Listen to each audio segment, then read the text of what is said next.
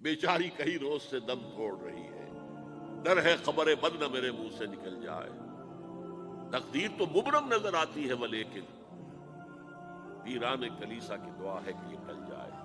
تو پہلی بات میری ختم ہوئی، عالمی نظام خلافت دنیا کی تقدیر مبرم ہے، ہو کر رہے گی، اس میں کسی صاحب ایمان کو کوئی شک، کوئی شبہ، کوئی ریب نہیں ہونا چاہیے۔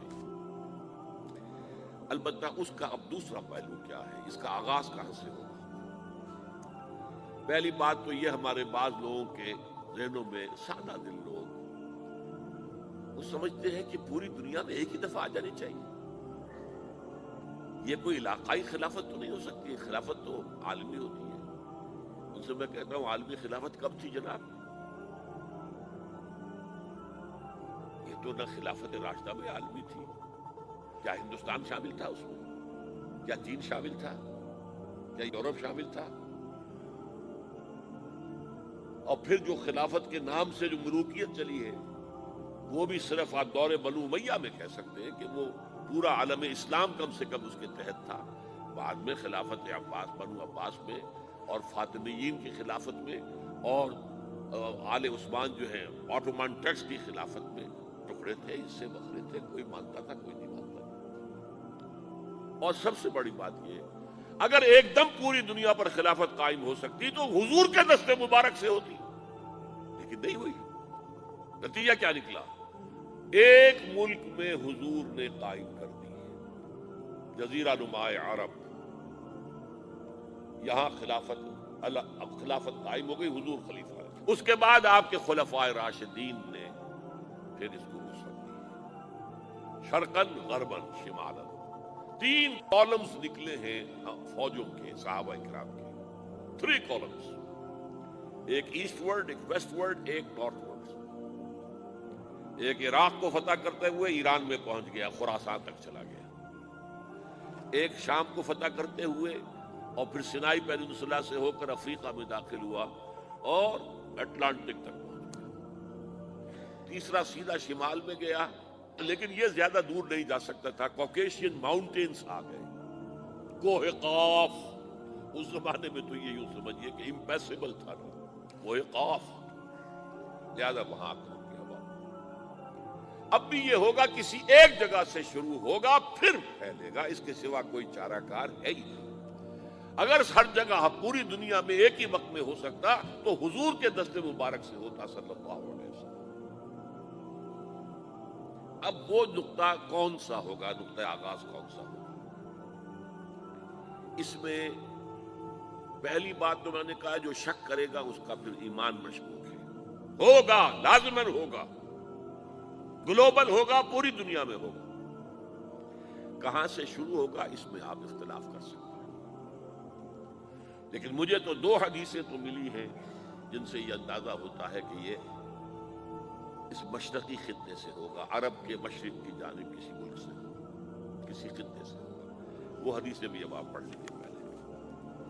پھر میں کہہ رہا ہوں، یہ خزانہ ہے جو ہم نے آپ کی خدمت میں پیش کیا ہے، کاش کہ آپ اس کی قدر کر سکیں، یہ حدیثیں آپ کو ازبر ہو جائیں، یاد ہو جائیں، لوح قلب پر نقش ہو جائیں۔ ہندوستان اور خراسان یعنی موجودہ افغانستان کا ذکر ابن ماجہ کی روایت ہے، عن عبداللہ ابن الحارث رضی اللہ تعالی عنہ قال رسول اللہ صلی اللہ علیہ وسلم یخرج ناس من المشرق یؤتئون للمہدی یعنی سلطانہ، یعنی سلطانہ، دونوں طرح سے پڑھ سکتے ہیں۔ حضرت عبداللہ ابن حارث فرماتے ہیں رضی اللہ تعالی عنہ کہ حضور نے ارشاد فرمایا، مشرق کی طرف سے وہ فوجیں نکلیں گی، لوگ آئیں گے جو عرب میں مہدی کی حکومت قائم کریں گے۔ یہ مہدی کون ہوں گے اس کا ذکر میں ذرا بعد میں کروں گا، لیکن نوٹ کر لیجئے کہ مہدی سے پہلے لازماً کسی مشرقی علاقے کے اندر وہ نظام قائم ہو چکے گا، تب وہاں سے فوجیں آئیں گی نا۔ یہ مشرق کون سا ہے؟ عرب کے مشرق میں آپ چلیے، ایران بھی آ جائے گا، افغانستان بھی ہے، پاکستان بھی ہے، اور اگر اسے اور توسیع دیں تو ہندوستان بھی ہے۔ یہ ہے عرب کا مشرق، اس سے فوجیں جائیں گی۔ اس کا کیا مطلب ہے کہ اس میں سے کسی جگہ پر نظام خلافت پہلے قائم ہو جائے گا تاکہ وہاں سے فوجیں جائیں گی جو جزیرہ نما عرب میں حضرت مہدی کی حکومت کو قائم کریں گی۔ اب دوسری حدیث سنیے، یہ سنن ابن ماجہ کی حدیث تھی جو میں نے آپ کو سنائی، آپ نے پڑھی۔ دوسری عن ابی ہریرہ رضی اللہ تعالی عنہ، یہ ترمذی شریف کی روایت ہے، قال قال رسول اللہ صلی اللہ علیہ وسلم یخرج من خراسان رایات سود لا يردها شیء حتی تنصب بإیلیا، خراسان کے علاقے سے سیاہ جھنڈے لے کر فوجیں آئیں گی، ان کا رخ کوئی موڑ نہیں سکے گا، ان کو پیچھے پھیر نہیں سکیں گے کوئی بھی، یہاں تک کہ وہ یروشلم میں جا کر جھنڈے نصب کر دیں گے۔ ایلیا حضور کے زمانے میں یروشلم کو کہتے تھے۔ یہ یروشلم تھا جب حضرت سلیمان کی حکومت تھی اور یہاں پر معبد سلیمانی، ہیکل سلیمانی قائم ہوا، پھر یہ یروشلم بھی رہا ہے تاریخ میں، یہاں تک کہ سن 70 عیسوی میں جب ٹائٹس رومی جنرل نے اس کو گرایا، ختم کیا، سیکنڈ ٹیمپل گرا دیا اور یہاں سے یہودیوں کو کہا نکل جاؤ یہاں سے، کوئی یہودی باقی نہیں رہا، تب بالکل تہو بالا برباد کر دیا۔ اس کے کوئی 150 سال بعد ہیڈریان، رومن ایمپرر ہیڈریان، اس نے پھر دوبارہ آباد کیا اس شہر۔ 150 سال تک یہ بالکل بنجر اور بالکل غیر آباد پڑا۔ اب ہیڈریان نے جب آباد کیا تو اس کا نام ایلیا رکھا، اب یروشلم نام نہیں تھا۔ تو حضور کے زمانے میں پھر اس کا نام ایلیا تھا، اور اب اس سے کیا معلوم ہو رہا ہے کہ یہ یروشلم مسلمانوں کے قبضے سے اس وقت نکلا ہوا ہوگا۔ ایک دفعہ پہلے نکلا تھا، سن 1099 عیسوی میں مسلمانوں کے ہاتھ سے نکلا، کروسیڈرز عیسائیوں نے آ کر اس کو قبضے میں کیا، لاکھوں مسلمانوں کو مارا، قتل کیا۔ اس کو 1187 عیسوی میں واپس لیا ہے۔ کس نے لیا ہے؟ صلاح الدین ایوبی کرد۔ عرب کھوکھلے ہو چکے تھے، عربوں نے کھویا، واپس نہیں لے سکے، بہت حکومت کر چکے تھے، 400-500 برس کی حکومت کر کے، اور ان کے عیش اور ان کے آرام، اب ان میں جان نہیں تھی کہ وہ واپس لے سکے۔ واپس لینے والا گرم کرد خون تھا، صلاح الدین ایوبی۔